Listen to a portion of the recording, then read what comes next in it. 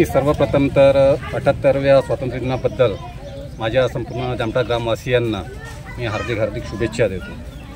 मी माझ्या ह्या 78व्या स्वातंत्र्य दिनाबद्दल ज्या ग्रामपंचायतच्या माध्यमातून ज्या महाराष्ट्र शासनाच्या योजना आहे त्या योजनाचं मी ह्या दिवशी वाचन केलेलं आहे। त्या ग्रामपंचायतच्या माध्यमातून ज्या विकास कार्याचा आराखडा आहे तो मी इथे वाचन केलेला आहे। जो मनरेगा योजनेतून जो निधी आम्हाला उपलब्ध झाला, माननीय आमदार टेकचंदजी सावरकर साहेब यांच्या माध्यमातून 25 लाख रुपये त्यांचा निधी उपलब्ध झाला आणि त्यांचं सिमेंटीकरण रोड हा पण पूर्ण झालेला आहे। आजच्या दिवशी जो आज स्वातंत्र्य दिवशी कार्यक्रम झालेला आहे, उच्च प्राथमिक शाळा जामठ्याच्या माध्यमातून ज्या लहान विद्यार्थ्यांनी जे आपल्या भाषणातून त्यांची मतं व्यक्त केलेली आहे आणि पुन्हा हे उत्कृष्ट विद्यार्थी गुणवंत विद्यार्थी यांचा सत्कार केलेला आहे आणि तसेच आमचे जे सदस्य आहेत त्यांनी आपल्या भाषणामधून त्यांच्या माध्यमातून परिपूर्ण विकास कामाबद्दल माहिती दिली आहे। मी आज या 78व्या स्वातंत्र्य दिनाबद्दल ग्रामपंचायतच्या माध्यमातून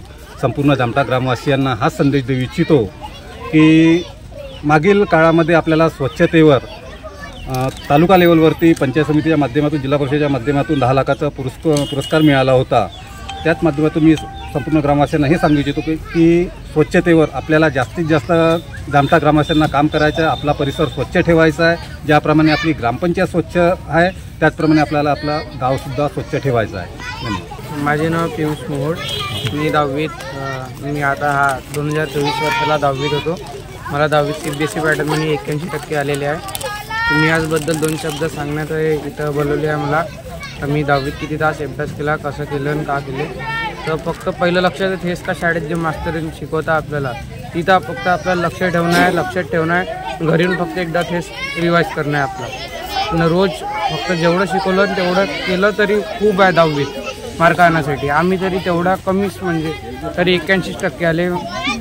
तरी मग रोज पेपराच्या टायमाला आम्हाला 4 दिवसाची गॅप भेटत होती, तर रोज एका दिवशी 3 तास 3.5 तास असं बसायचं। आपले जे मोठी बहीण भाऊ राहतात त्याला थोडंसं विचारायचं।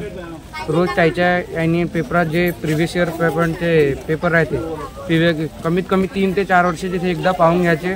सोडले नाही तरी चालन, पण एकदा पूर्ण प्रश्न आपल्याला लक्षात राहिले पाहिजे। असे का कशा पद्धतीनं ना म्हणजे बोर्डाच्या पेपरात हे नाही की आपण म्हणजे आपल्याला जे आपण लिहितो आपल्याला त्याच्यावरच मार्क आहे, तर आपण जेवढं चांगलं लिहून तेवढं चांगले आपल्याला मार्क येईल। आपली प्रेझेंटेशन पण ह्या पेपरात खूप हे करतात। पेपर लवकरात लवकर सोडवण्याचा प्रयत्न करायचा आणि अभ्यास रोज चालूच ठेवायचा। आणि पेपराच्या जे शेवटी दिवशी खेळणं आपलं थोडंसं कंट्रोलमेंट ठेवायचं आणि रोज 4 ते 5 तासाचा अभ्यास झालाच पाहिजे। हा श्रेय तर मास्तर यांनाच चांगलं हे होते आणि घरचं वातावरण मेन म्हणलं तर ते सगळ्यात चांगलं हे आपल्याला हे करतो।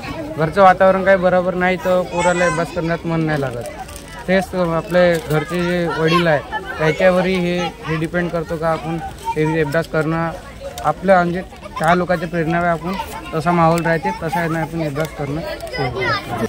मी 78व्या स्वातंत्र्य दिनानिमित्त सर्व गाववासियांना शुभेच्छा देतो। आज 15 ऑगस्टनिमित्त मी शुभेच्छा देते। धन्यवाद। आज 78व्या स्वातंत्र्य दिनानिमित्त सर्वांना शुभेच्छा। 15 ऑगस्ट निमित्त सर्व भारतीयांना 15 ऑगस्टच्या हार्दिक शुभेच्छा। 78व्या गणतंत्र दिवसाच्या सर्व नागरिकांना माझ्या गावातील शुभेच्छा आणि सर्वांनी आपलं गाव स्वच्छ गाव सुंदर गाव या संकल्पनेतून सर्वांनी आपलं काम करावं हीच सर्वांकडून इच्छा। स्वातंत्र्य दिनानिमित्त मी सर्व ग्रामवासियांना हार्दिक शुभेच्छा देतो।